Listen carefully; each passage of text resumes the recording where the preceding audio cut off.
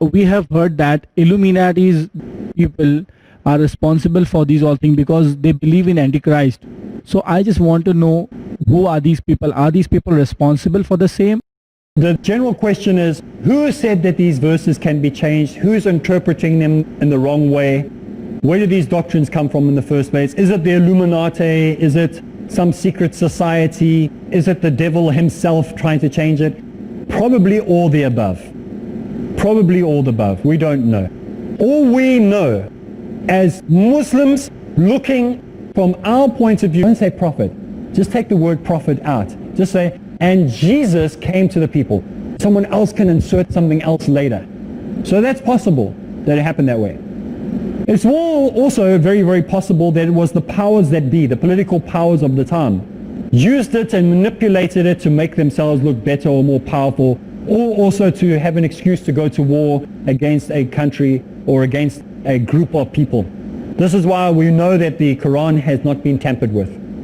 You don't find this within Christianity. We find that the texts change to suit the order of the day, to suit the doctrines, to suit the belief system. And if they can't manipulate the text, then they'll manipulate the doctrine. And then they don't need a text, because they can always claim that it was under inspiration. And then who are we to question inspiration? Any other questions anyone has before we move on? Assalamu alaikum wa rahmatullahi wa barakatuh. Alaikum assalam wa rahmatullahi. Yes, while you were discussing about teaching, and you said that Christians, they don't abide by the rules, laws. So actually I'm a bit confused, and I have a question I should be asking to a Christian, that when they don't abide by the laws, then what is stopping them to do the sins? I mean, when Jesus alayhi salam has been, according to them, supposedly crucified and taken their sins, then why are they not sinning? I mean, what is stopping them by doing that? And if they don't sin, isn't it disgraceful to their master when he is saying that I'm ready to take your sins and we don't do? Okay. So the question basically is that if Christians claim that Jesus took their sins away on the cross, why do they continue to sin? Is that the question? I mean, they don't abide by the laws. Yes. Then why don't they sin? Because it's a law not to sin. And Jesus, Isa alayhi salam, has, according to them, has taken their sins. So what is stopping them from sinning? Okay, the question was, if Christians have had all their sins supposedly removed by Jesus on the cross, why don't they just carry on doing more sins? Because they really don't have to answer for those sins. That's exactly what they are doing. This is exactly what they're doing. In fact, they're making a joke of Jesus' sacrifice, alayhi salam. So they are taking what he did and saying, I got my free ticket. I can do whatever I like. I'm a 007. All Christians have been officially made 00 something. 001, 002, 003, 004, 1.5 billion of them. They're all being given licenses to sin. There is nothing that they have to do. It's a free gift because you have accepted Jesus Christ as your Lord and Savior. So whatever is freed in heaven is freed on earth. Whatever you free on earth is freed in heaven accordingly. That's what they say. Yet we are told to believe that when it comes to religion. So it's not possible. In fact, there are verses that said you make a mockery of Jesus when you continue to sin after you know the truth. And in fact, there is a verse that has been nicely manipulated to not say it anymore. But it says if you willfully sin after you know the truth, there is no more forgiveness for sin. But people have manipulated that verse out of the Bible. And so we find that hardly any versions have it in any. But that is what we should be thinking. In fact, we looked at a few weeks ago, work out your own salvation with trembling and fear. There is an element of taking the whole Bible and making it and adapting it to suit yourself. Each individual is doing it. This is why Bible studies are a bad idea. This is why studying the Bible with your pastor or a couple of youth leaders is a bad idea, because people will interpret it exactly how they want. If you want to understand how to study the Bible, have a rabbi coming there, have a person who is a theologian. A Bible college student cannot be listened to. You cannot listen to a Bible college student. I'm telling you on air. What does a Bible college student know? He did a 1-year course. He did a 5-year course on the Bible. Really, you need to have a theologian who studied properly at a proper institution. So we want somebody who has knowledge teaching the community, not somebody who has got no knowledge. Even if he did 7 years at a Bible college, it's worth nothing. It's worth absolutely nothing. You want educated, proper scholar to be teaching. Let's take a break. When we get back from the break, we'll continue with that point, inshallah.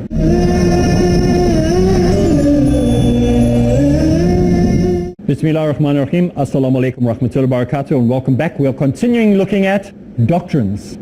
And before the break, we said don't listen to Bible college students. Why is this?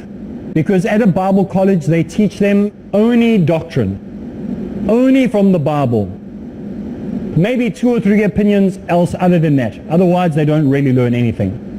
And then for 7 years or 5 years or 2 years or 6 months or whatever it is, that person suddenly comes out a pastor or a youth leader, whatever title they decide to give him. And he knows nothing. Seriously, he knows nothing. And people all over the world, the vast majority of churches, if not all churches, their priests come from Bible colleges. And the theologian who went to university and studied properly is rejected by the whole of Christianity. And they say, he's a crazy. Why? Because he makes sense. And so it is far more important to have, if you're going to have Bible studies, have a rabbi come. Have a theologian come. Do not listen to your youth leader. He doesn't know what he's talking about. He barely knows anything about himself, let alone about God or the creation or the book that he is supposed to be teaching from. So this is why we are very, very particular. Can somebody have knowledge? Of course you can. But that knowledge needs to be gained by studying. You can't just gain it by a 1-week course or online Bible course or whatever. You need to have studied proper theology. And so this is why I'm very, very skeptical when people claim to be priests and pastors that have no knowledge. Would you go to a surgeon who did no university, had no university degree? He was going to do heart surgery on you. And all he had done is an online course on heart surgery. Or perhaps he had gone to watch somebody do heart surgery 3 or 4 times. And you're going to say it doesn't matter. Or perhaps on the wall when you walk into a surgery and he was a university graduate, it said he got 30%. He graduated at 30%. How long would you sit there? You would be out of there in a flash. You wouldn't even trust the guy who got 70% or 80% or 90%. You want the best. Why would you trust your soul to somebody who did an online course? Why would you trust your soul to somebody who did a little course? You want the best of the best. And if you haven't got the best, get out of there. Run, run, run, run, run, run. Don't even apologize to your priest why you're not coming back. Don't even apply for transfer of membership from your church. Run for the hills, because it's your soul that is on the line. So this is why we as Muslims, very, very particular. That's why we say over and over again, I am not a scholar. I am teaching comparative religion. I don't try and give fatwas and rulings and things like that, because what do I know? I know nothing. I can be a Muslim for 100 years, I'll still know nothing.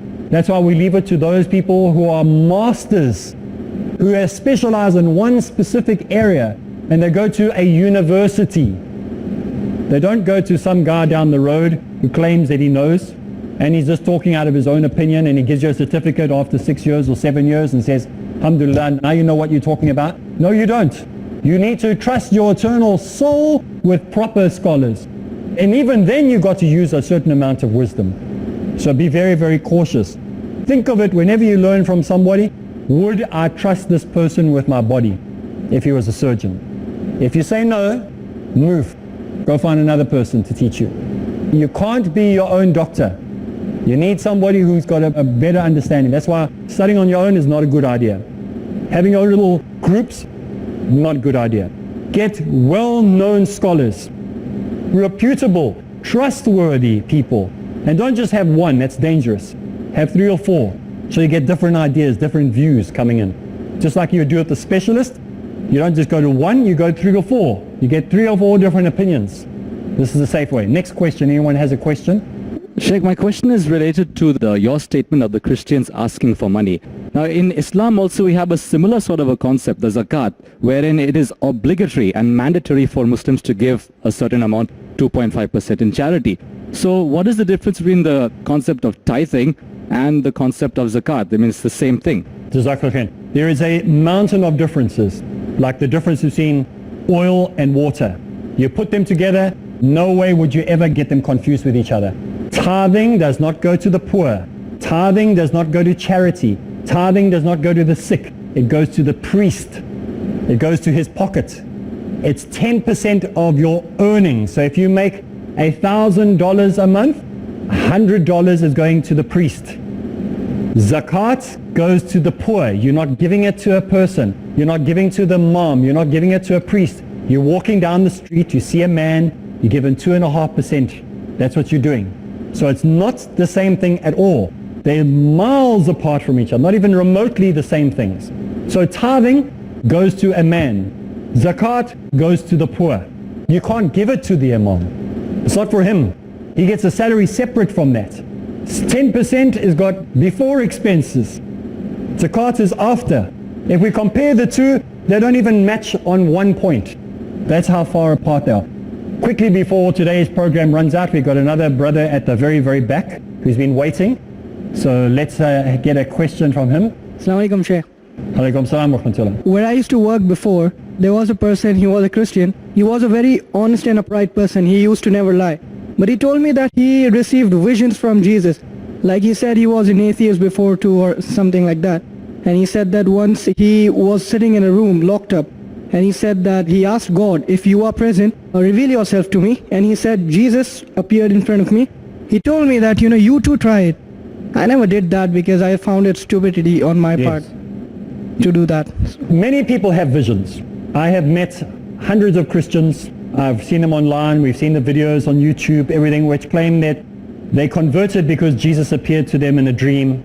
We have Hindus that say Ganeshnu appeared to them. We have Buddhists who say Buddha appeared to them. We have Satanists that say Satan appeared to them. We have people all over the world, hundreds of millions of people from religions from the time immemorial right up to this point who claim they saw visions. Every year people see Mary, the mother of Jesus, every year. And they have video cameras witnessing the fact that these young girls look up into the sky and they see Mary and they receive a vision from her every year. Would the Christians and the Protestants accept this? They say, no, you guys are crazy. They say that to the Catholics. You guys are crazy. You're dreaming it up. However, when they have a vision, we have to accept it. When they see it, it must be true. This is from the Holy Spirit. Because after all, the Bible says, in the last days, you'll dream dreams and see visions. Well, what about the Catholics? They seeing visions of Mary.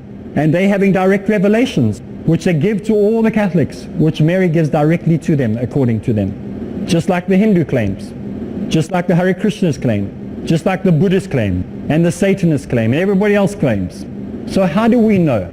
Well, let's do a little scientific experiment. Those people who claim that Jesus is appearing to them or angels are walking into their house and visiting with them, let's take those people, and I open the challenge to the whole world, let's put little finger monitors on you, and let's put you in a little lie detector machine, and let's do a series of 10 tests.